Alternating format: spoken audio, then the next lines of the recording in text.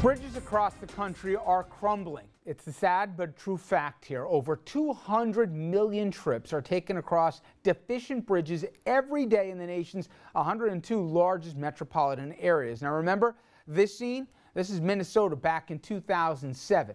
More than 100 cars were traveling over a bridge in Minneapolis during rush hour when it suddenly gave way. Cars fell into the Mississippi River. 13 people died, 145 others injured. The question is, though, what did we actually learn from this tragedy? Apparently not much. A new report's out, and it shows that 51 bridges across New York face a high risk of repeated flooding. The bridges, they've been scoured and lost foundation materials like sand and rocks from around abutments, piers, and foundations.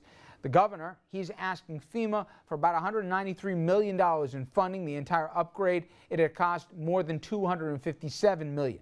Bridges, they can be found in regions including Greater Albany area, the Hudson, Mohawk Valleys, Long Island, Finger Lakes, and beyond. All right, let's bring in our panel tonight. We're joined by O'Brien Murray, Republican strategist and co-founder of the New York Meeting. Very nice, Andrew. Dominic Carter, political journalist and author, just back from Wisconsin. We'll tell you about the cheese curds. And Andrew Whitman, our senior political correspondent, will tell you about anything. All right.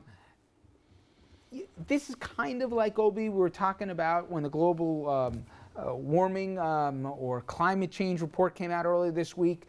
We know what's in front of us. The question is, do we have the will to actually do something about it? It's inevitable. The bridges are going to give way. Everybody says they're getting too old. We did something about the Tappan Zee, but the question is infrastructure.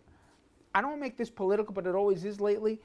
Can Republicans get behind major infrastructure projects that will cost money, or do they risk saying anything that you have to spend a big ticket item is big government? Well, let's back. First off, this is nothing like climate change. That's a whole different scenario, okay? Even without there being flooding issues, you've always got infrastructure issues, just constant wear and tear as populations grow and so forth. Look, we also had one on I-95 here a couple decades ago, too. We're talking about a major metropolitan area. This is not an uncommon thing. It's something that can be foreseen, like replacing your water boiler at home at some point. But we need to step forward, have a plan of how we're going to pay for it. We can't keep on saying the sky is falling and have an emergency reaction, have to deal with it, and then have nothing done. There's a number of times the government gets involved and does it right. A number of times they don't. There's got to be a long-term plan. Lately, if you do anything of a big-ticket project, Dominic, you're going to hear one side scream, big government, out of control, you know, drunken spending, etc. I just got a bad feeling about this. This report, you know, you go over a bridge every day, you know this, but this report confirmed what many of us thought. It's old and it's not getting better. It's not getting any better. You mentioned Wisconsin. Right outside the hotel where we were staying is the Mississippi River that you just mentioned. Now, it occurred next door in Minnesota where the bridge collapsed. And it seems that with our political process, this is not a Democratic or a Republican issue. Politicians understand one thing. They only, and I keep referring to this when Jerry Springer appeared on your program, but he was right. We deal in scratch the surface politics. No politician cares until it's an epidemic or a major problem, and even then they don't care.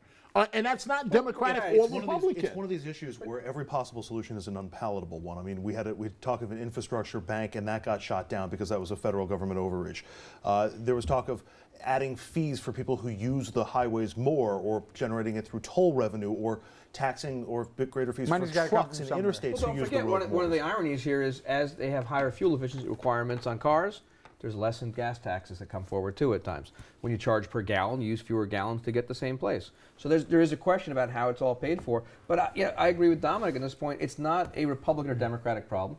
It's a political problem. Government has to provide it's a political will program. But they have to provide, government has to provide roads. That's what it has to provide, and services, part of commerce. But also, if you look at the Tappan Zee Bridge, Tappan Zee Bridge was going on since I was a kid. Rob Astorino stepped in and fought with the governor to make things happen and to get it funded. You see what he just did there? It's a Republican and Democrat working together to do this. I'm going to be a nice guy and let that last one go. All right, let's go to the battle over school reform. The UFT, United Federation of Teachers President Michael Mulgrew, has been very vocal about his push to win the war against reformers, many of who back those charter schools. Now, earlier this week, a secret recording captured Mulgrew's speech to public school teachers. He applauded the new contract with Mayor Bill de Blasio in the city, and he spoke out about his battle with Michael Bloomberg and education reformers.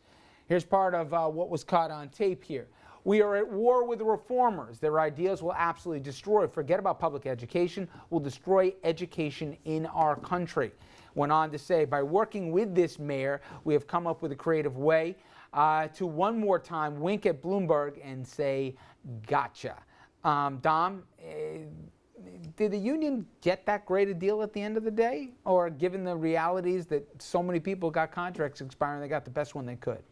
Well, it is remarkable that for 2 years of the contract, they are going to receive back pay, 2%, I think it's 2 or 4% each year, that they did not get with Bloomberg. But at the end of the day, Richard, I contend that you have to give Bloomberg credit, because Bloomberg created this rainy day fund, if you will, where there was money in the budget, where after he's gone, a mayor would have money to give to the unions. And you also have to credit the extra receipts that are coming in from Wall Street, almost $1 billion now. That made it all possible to give this away. So the union got a pretty good deal. Well, but Dominic, a couple of things. Number one, the rainy day fund is not intended for union contracts. What Bloomberg did was leave zero in there for back pay. So that's one important thing there. I The thought he left rainy money day, the directly rainy day for- fund is not for the contract. Okay, So but he left 1% in the contract but not for contracts. unions. Not for Okay, contracts. There was okay, zero well, because of we'll all go the back and contracts. He check went to that. zero at that point. Okay. That was one of the bone of contentions during the mayor's race. At that point, where that money was going to come from for anything going back. Number one. Number two. in Bloomberg addition, didn't make this possible? No. We- other we- than, we other than being a disagree strong on that. city. But the other part of this Okay. is they got pay raises for 2 years back, and they got a $1,000 bonus for the third year. So there was no zeros, which is what they were all campaigning on as far as to their members. But what you really have here, it is the truth that we've all been saying. This leader does not represent children. We need someone to fight for the children. The teachers deserve to Talking be about treated Mulgrew. better. Which Yes. leader are you talking about? Mulgrew. Oh, okay. Mulgrew. Okay. He is terrible for our children. He fights against charter schools. He does what he can for his immediate members and doesn't pay attention Well, to what's better. he's what's better the for head all of- okay, teachers. but In Andrew, this he's the head of the tape, teachers in union. this Okay, but wait, no, let wait. somebody else get a In- word in here but for a in second. this My point tape- is, Andrew, it doesn't look good on the tape, him saying, But- we won, we're going to, but can you also argue, impolitic as it was, that some people really strongly don't like charter schools and think they'll be the death of public education? He didn't say it the right way, but that's what he was trying to get at. Absolutely. I mean, the teachers union doesn't like charter schools because they have the capacity to go around and find teachers who aren't members of the teachers union. Michael Mulgrew And is a and it can be- political terrorist. There's nothing about this. He came Little flat straw. out. Well, that's- he that's- came flat out and that's a little said straw. he fought. No, it's not. He went flat out all against any kind of evaluation on teachers and said, we're going to muck this up so it doesn't work. He's We doing know what his- they're trying to do. He's doing his job No, he's as not. the head of His the teachers job union is to- trying to protect his No, it's- members. no. I don't even think His this is job that great is a to deal make for the sure- teachers union. I think it's just happy to No, have no. a deal. His job is to make sure his teachers get paid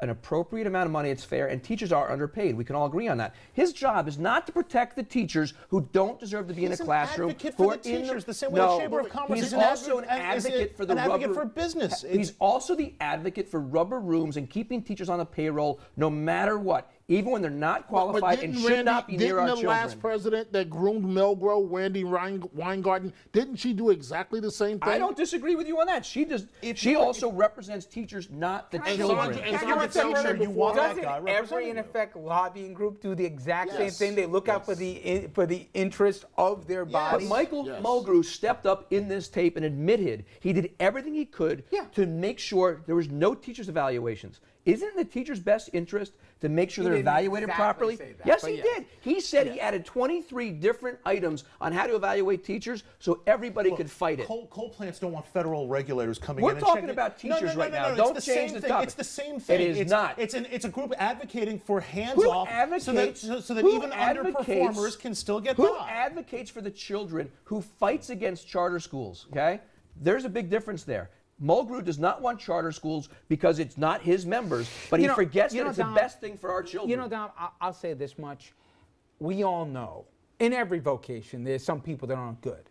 But it has always been so difficult, even with good people involved here, without to find a way that you can get rid of bad teachers, because so much of it is such a hard standard to measure. You can't tell me some kids from Scarsdale aren't going to perform better on a test than some kids in PS fill in the blank in a poor I agree area. with you. So you can't just take the test and then use that as a standard. To me, that's always been the challenge. I'm with you. There's been too much protecting of the bottom end of the profession that drags down the majority of them. So there should be better ways to get rid of them, and I don't like the rubber room either, okay?